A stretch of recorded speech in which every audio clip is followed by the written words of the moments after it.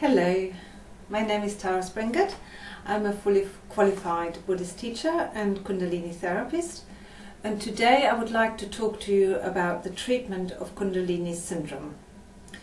I myself have been in the Kundalini process for almost 30 years.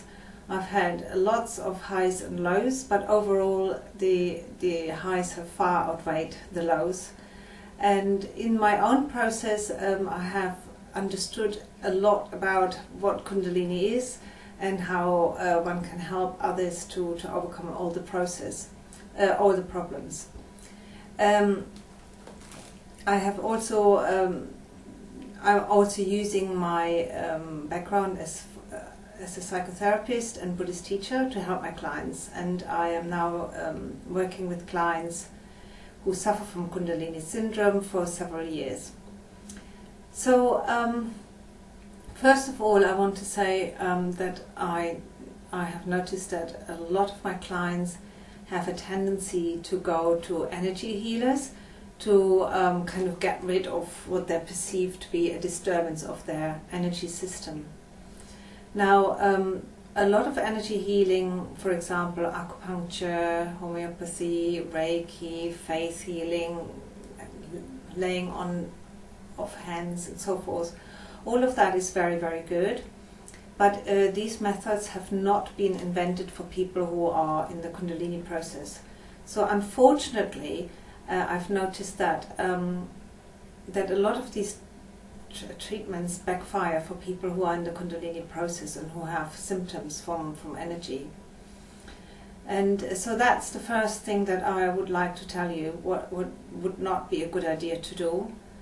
And I myself, when I work with my clients, I never interfere with their energy system.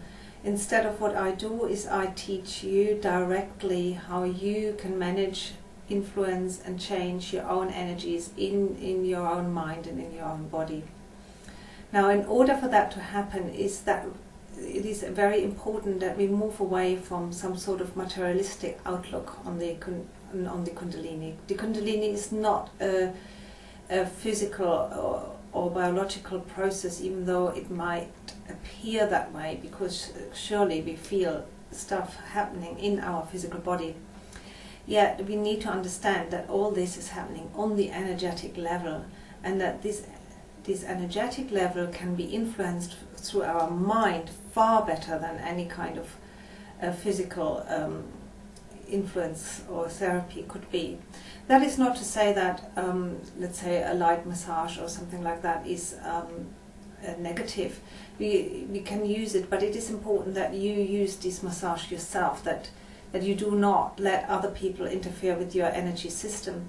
The reason why that is that because we are in the Kundalini process, we are much more sensitive than in other times. And if, for example, we have a therapist who is very well-meaning but who maybe had a very bad night because they had a major argument with their partner and they're in a really, really bad mood, there is a possibility that we will pick up on these kind of things. And so the whole effect of this treatment will be more negative than positive. So I'm sorry if that comes across a little bit like scaremongering. It is just something that one needs to be aware of and be very careful.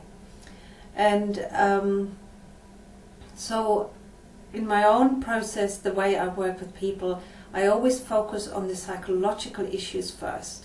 Because whatever energy problems we have, if it is pulsation or weird energy going up and down our spine, or churning energy somewhere in the body, or enlarged emotions that feel like physical pain, all of that is due to our own emotional and psychological and spiritual misperceptions and inner conflicts. So it's like we have different conflicts in us, different impulses in us, and these impulses there are in conflict sometimes with each other, and that leads to these kind of weird energy symptoms.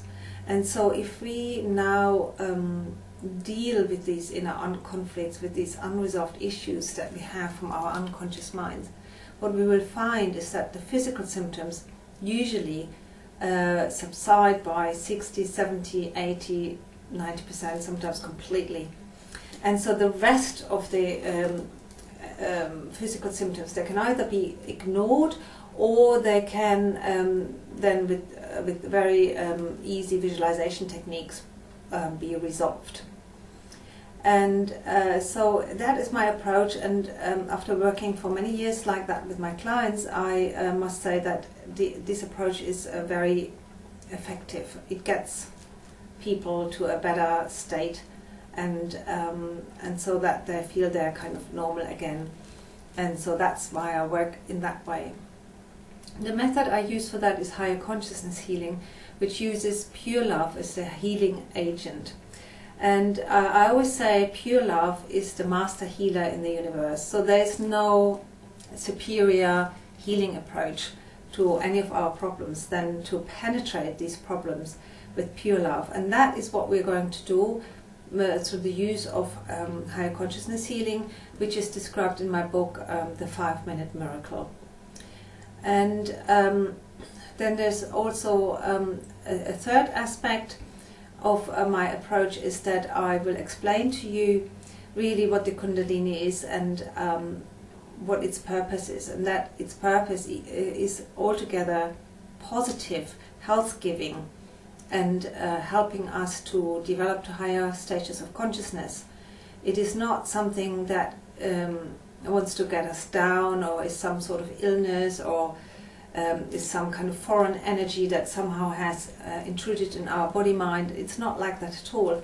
The Kundalini is really just an amplified version of ourselves. And that is true even if we experience paranormal experiences, you know, seeing things, having visions, and experiencing ghosts and all sorts of stuff like that. Really what we are experiencing here is the manifestation of something that comes from our own unconscious mind and manifests in this sometimes frightening way. But once we understand this dynamic, then these experiences will soon stop. And sometimes there's also that people inadvertently do or use a spiritual practice or health method like breathing exercises, or using certain meditations like witness consciousness in a way that will greatly aggravate their symptoms.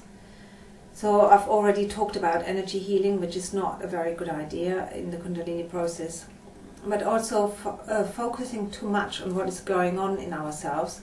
That is often taught in meditation, and which is a very good meditation, particularly for beginners. Once you're in the Kundalini process, that can backfire. So it is more important to have positive visualizations and focus on loving kindness. That is my experience.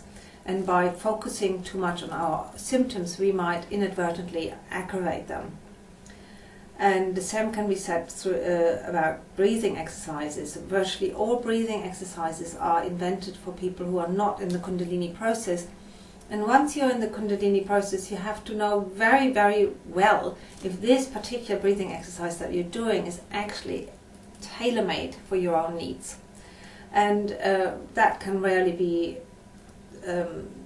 affirmed to the positive, because most methods we receive, so to speak, over the counter in meditation groups or even over the internet. Now, doing that is dangerous once you are in the Kundalini process, so I'd really advise people to stay away from over-the-counter meditations and practices. It is important to speak to somebody who is really experienced with the Kundalini process, because otherwise lots of these methods can backfire. And I have noticed that once I identify with my clients what this particular method is that they're overusing, then very suddenly all their symptoms start improving very rapidly. So that is the basic outline of how to deal with Kundalini syndrome and how to treat it. And I hope you like this video, and if you want to listen to more videos, please subscribe to my channel here.